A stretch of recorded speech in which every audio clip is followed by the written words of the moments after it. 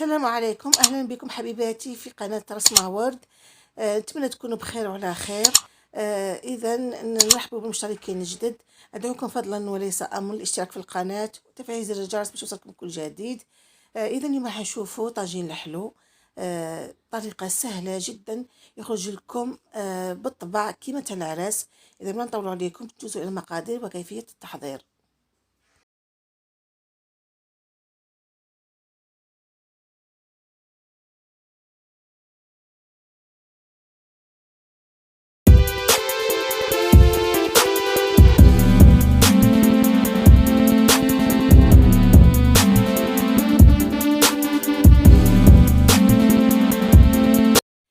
بسم الله والصلاة والسلام على سيدنا محمد وعلى آله وصحبه أجمعين.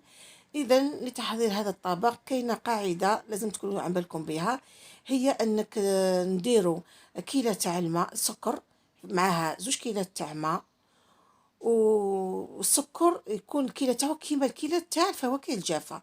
هذه هي القاعدة تاعنا. إذا دوكا ندوزو نحضروا هذا الطبق. إذا بالنسبة للطاجين الحلو راح ندير لكم طريقه اخرى ما فيها كاينين يحبوا طاجين الحلو بلا بصل. اذا هذه الطريقه هي معتمده في الاعراس.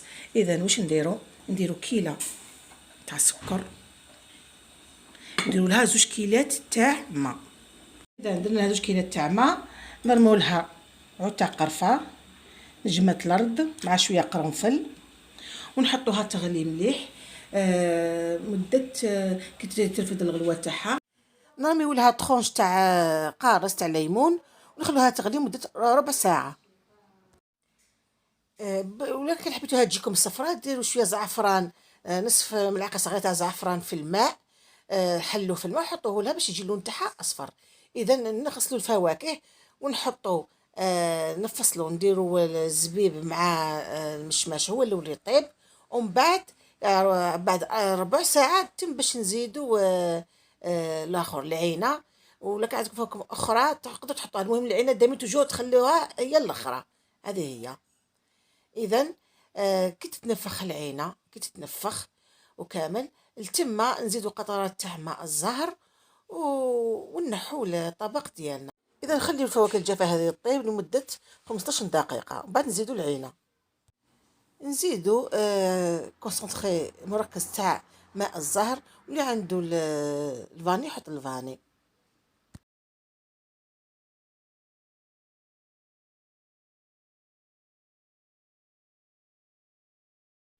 اذا بعد 15 دقيقه زدنا العينه، هاي بدات تتنفخ، كي تشوفوها تنفخت كيما هكذا. هنايا نزيدوا لها واحد 5 دقائق برك ونطفيو عليها. وفي الاخير نزيدوا ملعقتين تاع عسل طبيعي او عسل اصطناعي وندوزو للتقديم ان شاء الله.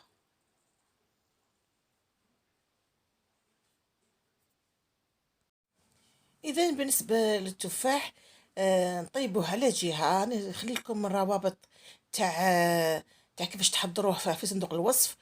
اذا يعني باختصار ديروا الشربات، ديروا كيله تاع السكر 2 كيلات تاع ماء، ديروا طخونش تاع قارص، قطعه تاع قارص، تحطوه توقفوه ديروه قاعد كيما هكا، ما ترموش هكذاك برك، لازم تحطوه مسقم في القدره وتخليه يغلي مده 10 دقائق وتطفيو عليه. يكون مقشر بيان سور. اخير نزينوه بحبيبات تاع لوز يكونوا محمصين.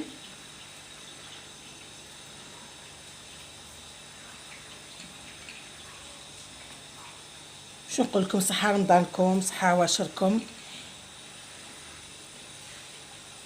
يخرج يعني ما شاء الله. يعني كون تبعوا المقادير يخرج لكم سوا. ما تزيدوش الماء خاطر شكون وتخلوه يشرب كاع حتى يروح له كاع الماء، يقعد له غير شويه برك، لازم يعقد مليح. والوقت كما قلت لكم يسمى شد لي سما نحطوا المشماش والاخر هما الاولين.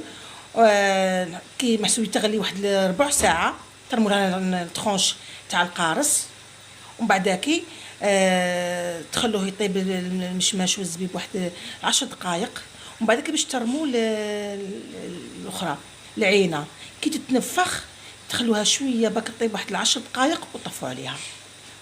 مع الاخر ترموا لها ملعقتين كبيرتين تاع عسل طبيعي ولا عسل اصطناعي، وزينوها بحبيبات تاع لوز وخلاص. كيما تقدروا تزينوه بحبه تاع بنان تقطعوها دوائر وتحطوها على الحاشيه تزينوها بها في بلاصه اللوز. اذا هاوليك الطاجين الحلو تاعنا خرج ما شاء الله. اذا الى ان نلتقي في فيديو اخر، دمتم في رعايه الله وحفظه، والسلام عليكم ورحمه الله تعالى وبركاته.